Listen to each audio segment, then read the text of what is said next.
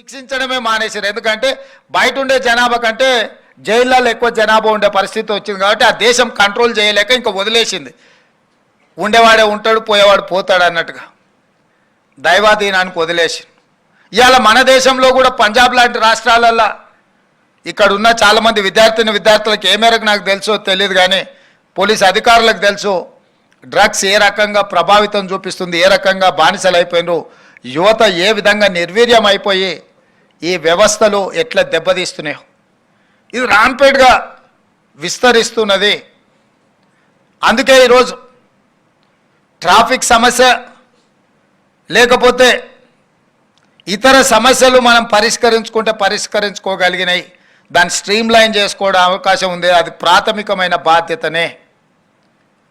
ఇవాళ serious responsibilities drugs చాలా వరకు స్కూళ్ళల్లో అంటే కొంతమంది తల్లిదండ్రులు మాకు వచ్చి చెప్తుంటారు, పోలీస్ అధికారులకు కానీ as head of the state chief మినిస్టర్గా నా దగ్గర కూడా కొంతమంది వచ్చి చెప్పుకుంటుంటారు, మేము 100,000 కోట్లు సంపాదించిన మాకు ఉండేది ఏకైక కూతురు, ఆ అమ్మాయిని ఎవరో ట్రాప్ చేసిండ్రు, లేకపోతే అమ్మాయి డ్రగ్స్కో లేకపోతే ఫ్రెండ్స్తోనే ఇట్లా అయినరు, మేమేం బయటికి చెప్పుకోలేము, కంప్లైంట్ పెట్టలేము, ఇట్లాంటి సమస్యలు ఉన్నాయి, ఏం చేయాలని. పెద్ద పెద్ద ఫీజులు కట్టే స్కూల్లో అన్నీ మానిటరింగ్ చేస్తుండ్రు అని మనం అనుకుంటున్నాం. అనుకున్నంత గొప్పగా అక్కడ పరిస్థితులు కూడా లేవు. అందుకే స్కూళ్ళు కాలేజీల యజమానులను మేము స్పష్టంగా పిలిపించి, ముఖ్యంగా పోలీస్ అధికారులతోని వాళ్ళందరినీ పిలిపించి మేనేజ్మెంట్స్ని కూడా ఈ విధంగా కూర్చోబెట్టి వాళ్ళతో మాట్లాడి సైన్సో ఫిజిక్సో మ్యాథమెటిక్సో ఇంగ్లీషో అదర్ లాంగ్వేజెస్ సబ్జెక్ట్స్ నేర్పించడం కాదు, మీ పిల్లలకు మారల్ పోలీసింగ్ నేర్పించండి. ఫిజికల్ డైరెక్టర్లను పెట్టి స్పోర్ట్స్ నేర్పించడం కాదు, ఫిజికల్ డైరెక్టర్స్ని పిల్లలకు ఆటల పోటీలు నేర్పించడం కాదు, మీ ప్రతి స్కూల్లో కాలేజీలో తప్పకుండా పిల్లలలో వస్తున్న బిహేవియరల్ చేంజెస్, వాళ్ళ ప్రవర్తన విచిత్రంగా ఉన్నప్పుడు వాళ్ళ ప్రవర్తనలో మార్పు వచ్చినప్పుడు గుర్తించడానికి అవసరమైన స్టాఫ్ను మీరు రిక్రూట్ చేసుకోవాలి. సైకాట్రిస్టుల నుంచి సైకాలజిస్ట్ వరకు మీ స్కూళ్ళల్లో మ్యాండేట్గా మీరు పెట్టుకోవాల్సిందే. పిల్లల యొక్క ప్రవర్తనలో మార్పు వచ్చినప్పుడు మీరు పిల్లలను నిశితంగా గమనించాలి, తల్లిదండ్రులను పిలవాలి అని చెప్పడం జరిగింది. కొన్ని స్కూళ్ళల్లో వాళ్ళు టెక్స్ట్ బుక్స్ కానీ లేకపోతే హోంవర్క్ సంబంధించిన అన్నీ మోసుకురావడానికి ప్రాబ్లం అని వాళ్ళకి చిన్న వాళ్ళకు ఒక ఏమంటే వడియుకాల్ స్కూల్లోనే వాళ్ళు అక్కడ పెట్టుకోవడానికి ఇస్తున్నారు, వాటిని కూడా మిస్యూజ్ చేస్తున్నారు. గాంజాయి చాక్లెట్లు అందులో పిల్లలు ఈ ఆడపిల్లల పేరు మీద లాకర్స్ తీసుకొని దాంట్లో అట్లాంటివి కూడా పెట్టి స్కూల్లో ఒక అందుబాటులోకి తీసుకొచ్చే వ్యవస్థలు కూడా కొన్నిట్లలో మేము గమనించినాం. ఈ సమస్యలు అట్లా ప్రోత్సహించేవాడు స్కూళ్ళ దగ్గర కాలేజీల దగ్గర ఇట్లాంటి వాటిని లాభం కోసం వ్యాపారం చేసుకునే వాళ్ళు ఉండనే ఉంటారు. వాళ్ళని పట్టుకోవాలంటే పోలీస్ వ్యవస్థ ఉన్న వ్యవస్థ సరిపోదు, అక్కడే ఈ ఎన్ఎస్ఎస్ స్టూడెంట్స్ యొక్క అవసరం ఉంది. మారల్ పోలీసింగ్ చేయాల్సిన బాధ్యత మీది. సివిలియన్స్గా మనము యూనిఫార్మ్డ్ ఫోర్సెస్కి మనం సపోర్ట్ చేయాలి. డ్రెస్ లేని పోలీసుల మన స్కూళ్ళ దగ్గరనో మన ఇళ్ళ దగ్గరనో మన ప్రాంతంలోనో మన కాలేజీలోనో ఇట్లాంటి యాక్టివిటీస్ ఏవి గమనించినా ఎంబడే పోలీసులకు మనము ఆ సమాచారాన్ని చేరవేసే విధంగా మనం నిజంగా ప్రయత్నం చేస్తే మన రాష్ట్రాన్ని డ్రగ్ ఫ్రీ స్టేట్గా చేసుకోవడం పెద్ద సమస్య కాదు. ఆ మధ్య నేను సింగరేణి కాలనీలో ఒక 6 సంవత్సరాల అమ్మాయిని బ్రూటల్లీ రేప్ అండ్ మర్డర్ నేను వెళ్ళి పలకరించడానికి ఆ కుటుంబానికి పోయినప్పుడు ఆ సింగరేణి కాలనీలో ఉన్న పెద్ద సమస్య ఏంటంటే గంజాయి. సాయంత్రం అయితే అరుగుల మీద పెట్టి గంజాయి అమ్మే పరిస్థితి సింగరేణి కాలనీలో ఉంది. ఎవడైతే ఈ నేరానికి పాల్పడ్డాడో వాడు గంజాయి మత్తులో ఈ నేరానికి పాల్పడ్డాడు. చివరికి తేరుకున్న తర్వాత ఆ ముద్దాయి పోయి రైలు కింద తలకాయ పెట్టి చచ్చిపోయాడు. కానీ ఆ తల్లిదండ్రులకు ఆ దుఃఖము. ఇట్లాంటివి పోలీసులు వచ్చి ఆ కాలనీల్ని మొత్తం చెక్ చేసి చెప్పడం కష్టం. కానీ అక్కడ మీలాంటి ఎన్ఎస్ఎస్ విద్యార్థులు ఆ ప్రాంతంలో ఉంటే పోలీసులకు ఆ సమాచారాన్ని చేరవేస్తే తప్పకుండా ఏరియాని కంప్లీట్గా నిర్బంధించి మొత్తం వాటి అన్నిటిని కూడా మనం నిషేధించడానికి నిర్మూలించడానికి అవకాశం ఉంటుంది. అందుకే ఈరోజు మీ అందరినీ కలిసి మన రాష్ట్రంలో ఇతర దేశాల నుంచి చదువుకోవడానికి వస్తున్న విద్యార్థులు కొంతమంది టాంజానియా, కెన్యా ఇట్లాంటి కొన్ని దేశాల నుంచి అందరని నేను అనను, ఆయా ప్రాంతాల నుంచి వచ్చిన వాళ్ళు కూడా ఈ డ్రగ్స్ రిలేటెడ్ ఇష్యూస్లో పాల్గొంటున్నారు. పక్క రాష్ట్రాల నుంచి, పక్క దేశాల నుంచి పక్క రాష్ట్రాలకు వస్తున్నాయి, పక్క రాష్ట్రాల నుంచి మన రాష్ట్రానికి వస్తుంది. మన రాష్ట్రంలో వినియోగదారులు పెరిగిపోతున్నారు. మన రాష్ట్రంలో ఉత్పత్తి తక్కువ కానీ వినియోగం పెరుగుకుంటూ పోతుంది. వీటన్నిటిని కూడా నియంత్రించాలన్న ఆలోచనతోనే ఒక ప్రత్యేకమైన వ్యవస్థనే ఏర్పాటు చేసింది Telangana government. That is Telangana anti narcotics bureau. ఒక డీజీపీ ఆఫీసర్ని, దాదాపు ఒక 400 మంది అధికారులను అన్ని రకాలుగా ఎంపవర్ చేసి ఎన్ఫోర్స్ చేయాలని నిర్ణయం తీసుకొని వాళ్ళకి సర్వ అధికారాలు ఇచ్చి అన్ని రకాలుగా వాళ్ళ మీద యుద్ధమే ప్రకటించినము. ఆ యుద్ధంలో పోలీసులే కాదు, ఎన్ఎస్ఎస్ విద్యార్థులు కూడా భాగస్వాములు కావాలని రాష్ట్ర ముఖ్యమంత్రిగా మీ అన్నగా నేను పిలిపిస్తున్న ఈ రాష్ట్రం మనది. తెలంగాణ రాష్ట్రం ఉద్యమాలకు, సామాజిక సమస్యల మీద పోరాటాలకు వేదిక. ఒకనాడు తెలంగాణ అంటే ఉస్మానియా, కాకతీయ యూనివర్సిటీలు సమాజంలో ఉన్న సమస్యల మీద చదువుకోవడమే కాదు, చదువుతో పాటు పోరాటాలు చేసిన చరిత్ర మనకున్నది. ఆ చరిత్రనే తెలంగాణ రాష్ట్రాన్ని సాధించి పెట్టింది. ఎప్పుడు ఈ సమాజంలో రైతులకు సమస్యలు వచ్చినా, విద్యార్థులకు సమస్యలు వచ్చినా, మహిళలకు సమస్యలు వచ్చినా మొట్టమొదట ఈ సమాజంలో సామాజిక బాధ్యతను వ్యవహరించింది విద్యార్థులు, ఉస్మానియా, కాకతీయ యూనివర్సిటీలు. ఇవాళ కాలేజీలల్లో, యూనివర్సిటీలలో చదువుకున్న విద్యార్థులే గంజాయి మత్తుకో, డ్రగ్స్ మహమ్మారికి బానిసలైతే మన భవిష్యత్తు ఎట్లుంటుందో మీరు ఆలోచన చెయ్యండి. ఏ విద్యార్థుల పోరాటాలతోని రాష్ట్రం వచ్చిందో, తెచ్చుకున్న రాష్ట్రం మీ కళ్ళ ముందల్నే గంజాయి బానిసలుగా మారి ఉద్యమ స్ఫూర్తిని కోల్పోయి సామాజిక బాధ్యతను మర్చిపోయి ఈ సమాజం ఏమైతే ఏముంది, నేను గంజాయి మత్తులోనో డ్రగ్స్ మత్తులోనో జోగుతా అని అంటే అది మనకు మంచి చేయలేదు. ఈ సమాజం మనది. ఇవాళ పక్కింట్ల పిల్లోడికి వచ్చి ఉండొచ్చు, రేపు మన ఇంట్లోకి రాదని గ్యారంటీ లేదు. ఇవాళ మనకు హోదా ఉండి ఈ హోదాతోని అన్ని హంగు ఆర్భాటాలు ఉండొచ్చు. మన తర్వాతి తరాలకు ఈ హోదాలు మనం బదిలీ చేయకపోవచ్చు. మనం సంపాదించిన ఆస్తి బదిలీ చేయొచ్చు. హోదా లేనప్పుడు మనం ఇచ్చిందైనా వాళ్ళు కాపాడుకోవాలంటే వాళ్ళకు ఒక రక్షణ ఉండాలి. ఈ సమాజంలో ఈ వ్యవస్థల్ని బలోపేతం చేయాల్సిన అవసరం ఉంది.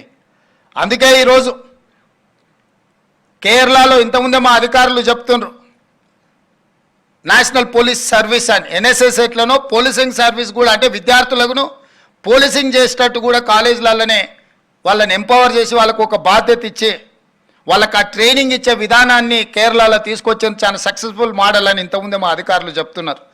నేను మా డీజీపీ గారికి సూచన చేస్తున్నా, మీరు అన్ని జిల్లాల ఎస్పీలను పిలిచి మాట్లాడండి. ఆల్ ఇంటర్మీడియట్ డిగ్రీ కాలేజెస్లో మ్యాండేట్గా ఆ జిల్లా ఎస్పీలు పోలీసింగ్ సిస్టమ్ని ఎస్టాబ్లిష్ చేసి వీక్లీ వన్స్ ఈ ఎస్పీలు పోయి అక్కడికి వెళ్ళి వాళ్ళతో ఇంటరాక్ట్ అయ్యి ట్రైనింగ్ ఇచ్చి వాళ్ళను ఒక బాధ్యత గల పౌరుడిగా, సామాజిక స్పృహ ఉన్న పౌరులుగా తీర్చిదిద్దాల్సిన అవసరం ఉన్నది. ఈ సమాజానికి ఐఏఎస్లు, ఐపీఎస్లు role models. Unfortunately political role models తగ్గిపోయిన రకరకాల కారణాల చేత. కానీ ఇప్పటికీ మనకు ఐఏఎస్, ఐపీఎస్ల మీద ఇంకా మన పిల్లలకు, మన సమాజానికి ఒక గౌరవం ఉన్నది, మర్యాద ఉన్నది. మనం ఆ బాధ్యతను తప్పకుండా నెరవేర్చాలి. వీలైతే స్కూల్స్, జూనియర్ కాలేజ్, డిగ్రీ కాలేజెస్లో మన జిల్లాల ఎస్పీలను, ఉన్నతాధికారులను, లోకల్ డిఎస్పీలు అప్ టు ఎస్ఐ వరకు ఆయా ప్రాంతంలో ఉండే స్కూల్స్, కాలేజీలలో తప్పకుండా వారంలో ఒక 2 గంటలు అక్కడికి వెళ్ళమనండి. This is our responsibility, this is our duty, this is what we wanted to enforce. This is what moral policing. Not only physical policing. Physical policing is going to resolve some problems, not all the problems. But moral policing is going to resolve every problem. We have to focus more and more on moral policing. ఖచ్చితంగా police అధికారులకు కలెక్టర్లకు ఎట్లయితే నేను ఆదేశాలు ఇచ్చినో schools కాలేజెస్తో పాటు hospitals అంగన్వాడీలు agriculture ఫీల్డ్స్ను మ్యాండేట్గా inspect చేయండి, వాళ్ళ సర్వీస్ బుక్లలో ఎవ్రీ మంత్ వాళ్ళ సర్వీస్ రికార్డ్స్లో నోట్ చేయండి అని చెప్పినో మీ పోలీస్ అధికారులు కూడా వాళ్ళ ప్రమోషన్స్కి వచ్చినప్పుడు ఇట్లాంటి మారల్ పాలిసింగ్ చేసిన అధికారులకు కొన్ని మార్కులు ఎక్స్ట్రా ఇవ్వండి. దాంతో వాళ్ళు ఈ సమాజంలో ఒక అవసరమైన చైతన్యాన్ని తీసుకొస్తారు. అన్ని స్కూళ్ళల్లో కాలేజీలలో కూడా మనం ఎన్ఎస్ఎస్ని ఇంప్లిమెంట్ చేసే విధంగా వాళ్ళకి ఆ స్పిరిట్ని ఇచ్చే విధంగా, ఎందుకంటే ఈ స్టేట్లో స్పోర్ట్స్ని ఎంకరేజ్ చేయాలని నేను అనుకుంటున్నా. స్పోర్ట్స్ అనేది నిర్వీర్యం అయిపోయింది. గేమ్స్ అండ్ స్పోర్ట్స్ ప్రతి అసెంబ్లీ కాన్స్టిట్యున్సీలో ఒక బెస్ట్ మోడల్ స్టేడియంని కట్టాలని మా ప్రభుత్వం నిర్ణయం తీసుకున్నది. రాబోయే రోజుల్లో క్రీడాకారులను ప్రోత్సహించే విధంగా, క్రీడాకారులకు ఉద్యోగ ఉపాధి అవకాశాలు దొరికే విధంగా నిర్ణయాలు తీసుకోవాలనుకుంటున్నాం. చదువుకుంటే ఉద్యోగం వచ్చినా రాకపోయినా క్రీడాకారులుగా రాణిస్తే మాత్రం గ్యారెంటీగా ఉద్యోగం వస్తుంది. మీరు చాలామందిని చూడండి, ఉద్యోగాలతో పాటు నేను నిన్ననే క్రికెటర్ సిరాజ్కి ఇంటి స్థలంతో పాటు గ్రూప్ 1 ఉద్యోగం ఇస్తా అని చెప్పిన. అంతకుముందు నిఖత్ జరీన్ బాక్సర్కి Nizamabad poorest of the poor background family, parents పెద్ద చదువుకున్న వాళ్ళు కూడా కాదు. ఆ అమ్మాయి బాక్సింగ్లో రాణించడంతో అన్ని రూల్స్ రిలాక్స్ చేసి ఇప్పుడు ఆ అమ్మాయికి డిఎస్పీ ఉద్యోగం ఇస్తున్నాం. 2 కోట్ల రూపాయల అమ్మాయికి నగదు బహుమతి ఇచ్చింది రాష్ట్ర ప్రభుత్వం. మనమెందుకు నిఖత్ జరీన్లము, మనమెందుకు సిరాజులం కాలేము? మీరెందుకు రేవంత్ రెడ్డిలు కాకూడదు?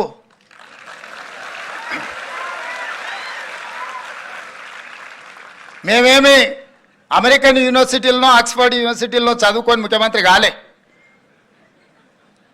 జెడ్పీహెచ్ఎస్ జిల్లా పరిషత్ హై స్కూల్ గవర్నమెంట్ స్కూల్లో చదువుకొని నల్లమల్ల అడవులో ఒక మారుమూల గ్రామం నుంచి సొంత ఊర్లో 5వ తరగతి వరకు చదువుకొని 6 కిలోమీటర్లు నడుచుకుంటూ పోయి హై స్కూల్ చదువుకొని అక్కడి నుంచి ప్రభుత్వ జూనియర్ కాలేజీలో చదువుకొని డిగ్రీ కంప్లీట్ చేసి ఒక పట్టుదలతోని ఫోకస్డ్గా పనిచేసినాం కాబట్టి ఈరోజు తెలంగాణ రాష్ట్రానికి ముఖ్యమంత్రి అయిన.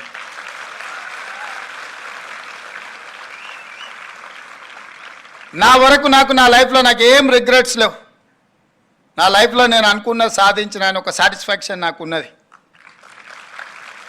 దీనికి నేనేం కార్పొరేట్ స్కూల్లో చదువుకోలేదు, లేకపోతే అమెరికన్ యూనివర్సిటీలనో ఆక్స్ఫర్డ్ యూనివర్సిటీలనో నేను మాస్టర్స్ చేసి రాలే.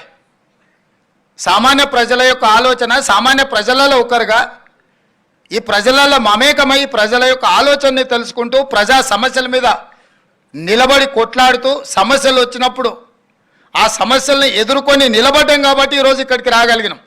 సమస్యలు వచ్చినప్పుడు లొంగిపోయో, ఆ సమస్యల్ని చూసి పారిపోయో, సమస్యలకు భయపడి మనము ఈ వృత్తిని వదిలేస్తే ఇక్కడి వరకు రాణించలేం.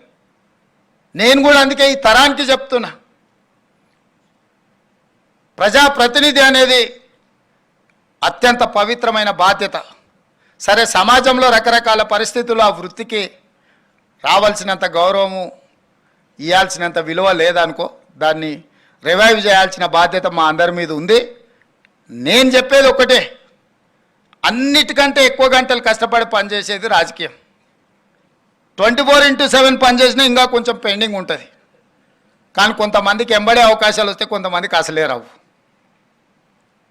నాకైతే ఎప్పుడు ఏది కావాలన్నా అది ఆటోమేటిక్గా అది అట్లా టైంకి వచ్చేసింది. ఇక్కడ ఉన్న శ్రీనివాస్ రెడ్డి గారు మా జిల్లా ఎస్పీగా ఉండే. వారు జిల్లా ఎస్పీగా ఉన్నప్పుడు నేను జిల్లా పరిషత్ మెంబర్ జడ్పీటీసీని. ఆ రోజు వారికి కూడా తెలియకపోయి ఉండొచ్చు, నేను జడ్పీటీసీ నుంచి నెక్స్ట్ ఎదుగానో వారికి కూడా తెలియకపోయి ఉండొచ్చు కదా.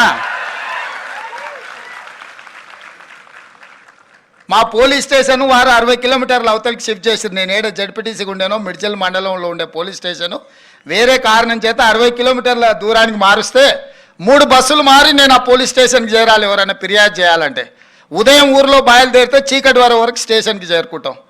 ఆడ ఫిర్యాదు ఇచ్చి వెనకకు రావాలంటే రాత్రి వాళ్ళ పోలీస్ స్టేషన్లోనే పండుకోవాలి.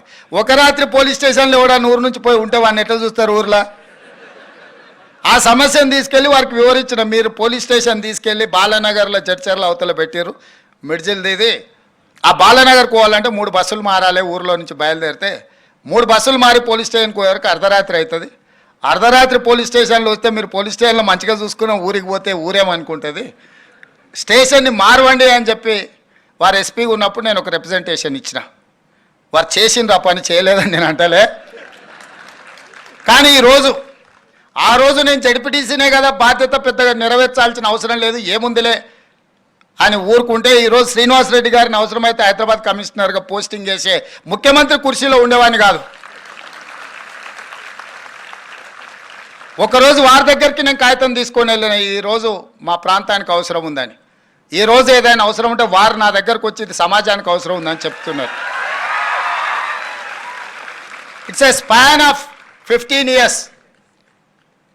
2006-07లో ఇది జరిగింది.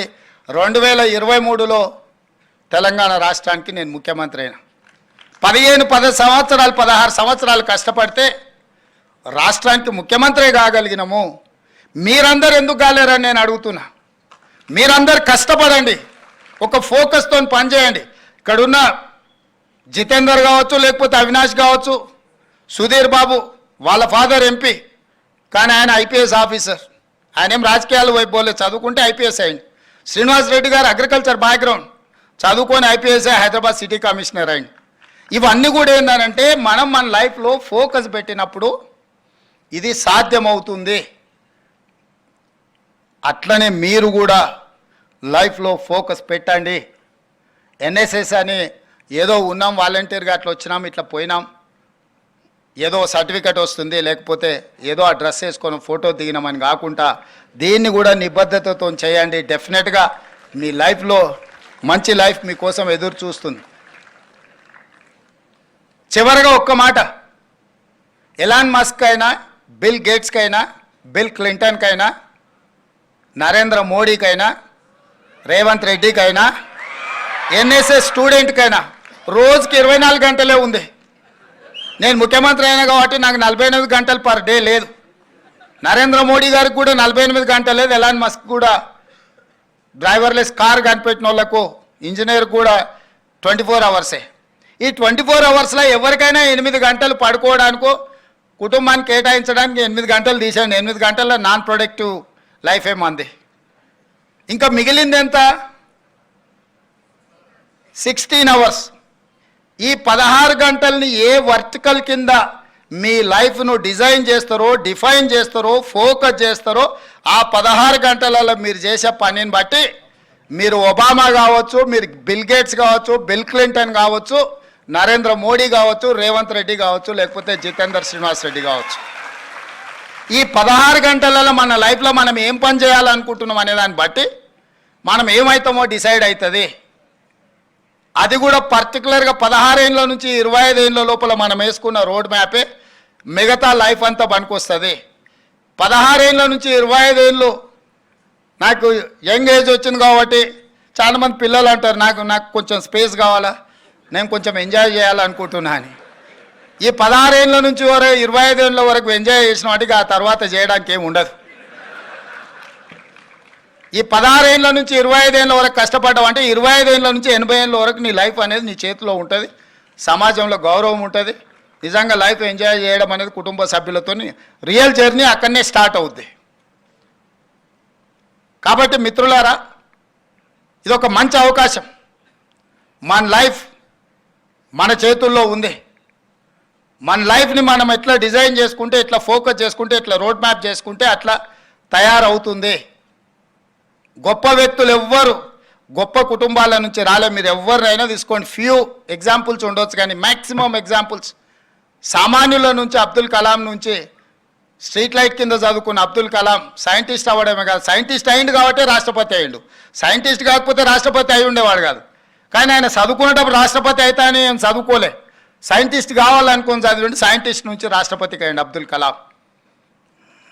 మరి మనం ఎందుకు కాకూడదు? మనం ఎందుకు బాధ్యత నెరవేర్చకూడదు? మనం ఎందుకు మన బాధ్యతల నుంచి మనం పారిపోవాలి? మన స్కూల్లోనో మన గల్లీలోనో గంజాయి అమ్ముతుంటే మనం ఎందుకు మౌనంగా ఉండాలి? మనం ఎందుకు చెప్పకూడదు? మనం ఎందుకు నియంత్రించకూడదు? మన కళ్ళ ముందలనే సమాజం కూలిపోతుంటే ఇది సామాజిక బాధ్యత కాదా? మాకెందుకు లేనాడు ఆనాడు ఉస్మానియా కాకతీయ యూనివర్సిటీల పిల్లలు, ఓ శ్రీకాంతాచారి, ఓ ఈశాన్ రెడ్డి, ఓ కానిస్టేబుల్ యాదయ్య, కిష్టయ్య, యాదయ్యలు మాకెందుకు లేదు తెలంగాణ వస్తే రాకపోతే రాదు, మేము బాగానే ఉన్నాం అనుకుంటే తెలంగాణ వస్తుండేనా? వాళ్ళందరూ త్యాగాలు చేస్తే ఈరోజు ఈ రాష్ట్రంలో మనం నిటారుగా నిలబడగలిగినాం కదా. రేపు మీరు చేసే మారల్ పోలీసింగ్, మీరు చేసే ఫిజికల్ పోలీసింగ్ రేపు మన భవిష్యత్ తరాలకు మంచి బాటలు వేస్తాయి. తప్పకుండా ఇక్కడికి వచ్చిన మా పోలీసులే కాదు, వీడికి వచ్చిన ఎన్ఎస్ఎస్ పిల్లలు కూడా ఆ పోలీసుల కంటే ఏమాత్రం తక్కువ కాదని నేను చెప్పదలుచుకున్నా. ఇప్పటి వరకు గుడ్ టచ్ బ్యాడ్ టచ్ కానీ, ట్రాఫిక్ స్ట్రీమ్ లైన్ కానీ, అదర్ ఇష్యూస్ ఏవైతే అధికారులు చెప్పినరో వాటితో పాటు నేను చెప్పేది నైతిక విలువల్ని పెంపొందించాల్సిన అవసరం ఈ సమాజంలో ఉంది. నైతిక విలువల్ని బోధించే తాతలు, అమ్మమ్మలు, నాయనమ్మలు లేకపోవడం మనకు ఒక లోపము. ఆ లోపాన్ని సరిదిద్దుకోవాలంటే మనందరం బాధ్యతాయుతంగా వ్యవహరించాలని మీకు అందరికీ తెలియజేస్తూ సెలవు తీసుకుంటున్నాం మిత్రులారా.